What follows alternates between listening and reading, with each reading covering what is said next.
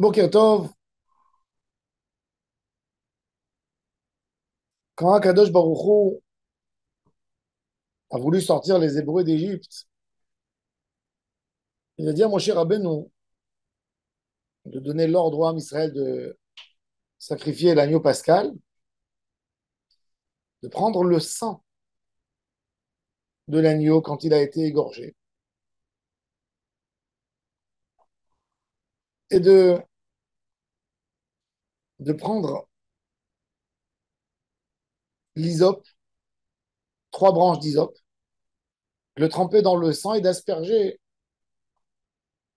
sur les mashkov, sur les portes, sur les frontons dans les portes. Et quand l'ange passera pour tuer les Égyptiens, il verra les portes des Hébreux. Pourquoi on a pris de l'hysope? Alors bon, on peut dire tout simplement que l'hysope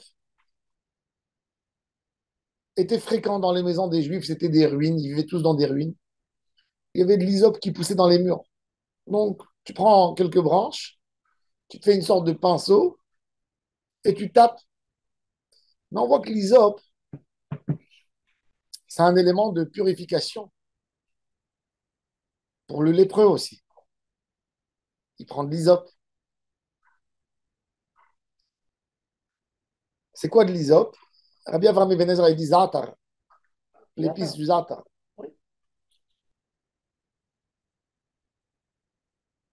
L'hysope, c'est le symbole de la hanava. C'est une plante simple. Elle pousse dans les murs, on l'arrache, on l'enlève. Pour sortir d'Égypte, l'Égypte, c'était le symbole de la gare, le symbole de l'homme indépendant. Le Nil montre quelque part une indépendance. On n'a même pas besoin de pluie. Regardez-nous en Israël, on est en sécheresse malheureusement en ce moment. Il n'y a pas de pluie. On rentre bientôt en mois de février et nous n'avons pas de pluie. On a eu quelques jours, mais ce n'est pas suffisant. Ben, l'Égypte, toute l'année, ils ont peut-être 5 jours de pluie. Mais ils ont le Nil. Et ça remplit de gava. Je m'arrange. J'ai rien besoin.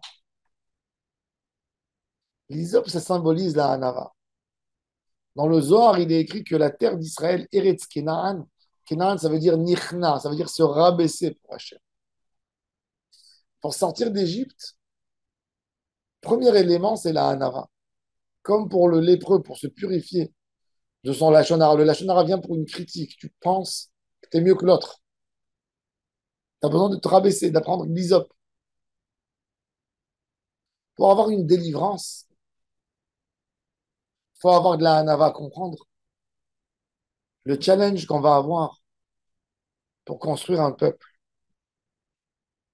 Quand un peuple fait la rébellion, il veut sortir. Sortir, c'est parce que quelque part, il dit, je suis mieux que vous, j'ai pas envie de rester chez vous.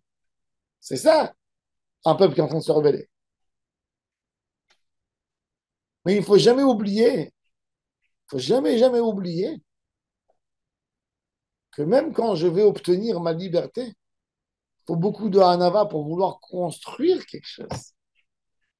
Le Ham Israël, le premier élément qu'ils ont besoin pour sortir, c'est la hanava. C'est le, pas avoir une fierté, comprendre. J'ai une mission, je dois faire quelque chose de très important. C'est que quand on a la hanava qu'on peut construire. Un homme qui sort libre par fierté,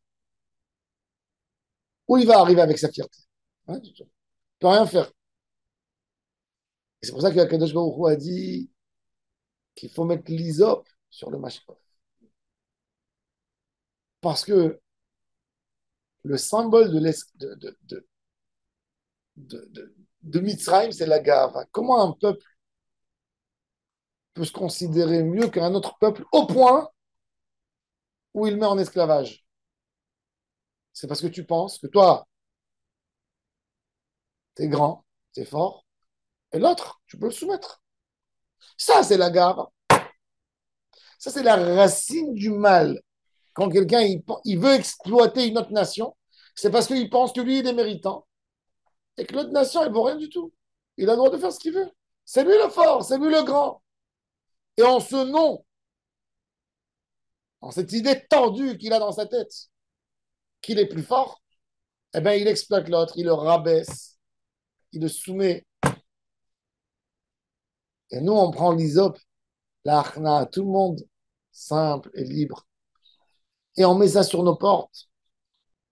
Dans une maison où il y a de la hanava, le malheur ne rentrera jamais. Dans une maison où il y a de la gava, tous les malheurs sont possibles.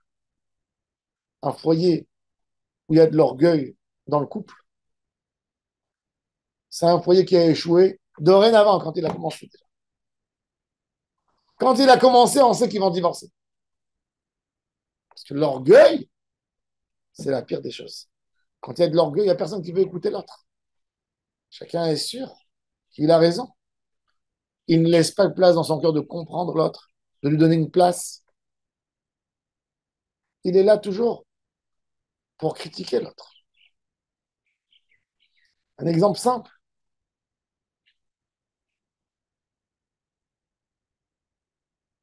Une femme qui dit à son mari, tu ne me donnes pas suffisamment d'amour. Montre-moi plus. Elle dit, oh, ce qu'elle est lourde, ce qu'elle est compliquée, elle se comporte comme une gamine.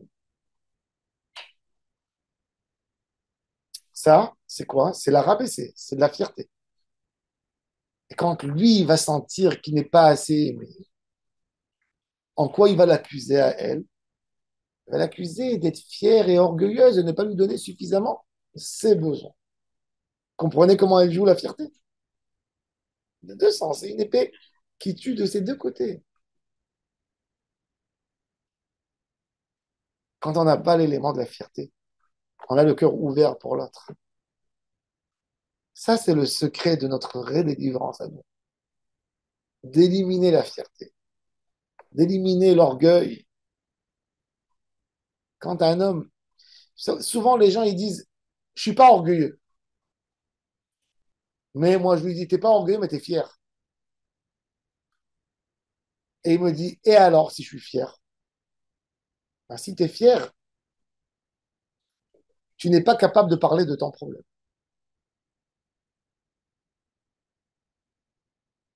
Quand quelqu'un il est fier, il n'est pas capable de dire au moment de la dispute à l'autre, tu sais, c'est moi qui ai le problème, je me sens trop mal parce que tu fais ça. Si tu dis à l'autre, tu accuses l'autre, pourquoi tu fais? L'autre, qu'est-ce que tu le pousses à quoi? À te répondre. Mais si tu dis, je suis trop sensible, je suis trop faible, je t'en supplie pour moi, que je suis faible, ne fais pas ça. Là, tu vas gagner, l'histoire elle va s'arrêter. Mais pourquoi? As une fierté, tu n'as pas envie de le dire. Alors tu vas souffrir. C'est pour ça qu'il faut éliminer l'isop, c'est pas rien que l'orgueil, c'est aussi le manque de fierté. Il ne faut pas avoir de la fierté. Ne pas avoir de la fierté dans notre vie. L'orgueil, c'est sûr qu'il n'est pas bon. Mais même la fierté, il faut l'éliminer. Quand on n'est pas fier, on peut parler de nos problèmes facilement. On peut avoir accès, on peut ouvrir notre cœur à l'autre. Et là vient l'empathie, vient toutes les, toutes les bonnes choses viennent pour essayer de lier entre les gens. Et c'est ce qu'un peuple a besoin pour fonder un peuple, pour fonder un pays, pour réussir, pour monter une société, pour réussir. L'orgueil, c'est une catastrophe. Mais même la fierté, elle nous empêche d'évoluer. Pas être fier, être intelligent, ramasser tous les efforts, tout ce qu'on peut pour avancer dans notre objectif. Et ça, c'est le secret de la réussite. Baruch Adonai Le'olam. Amen.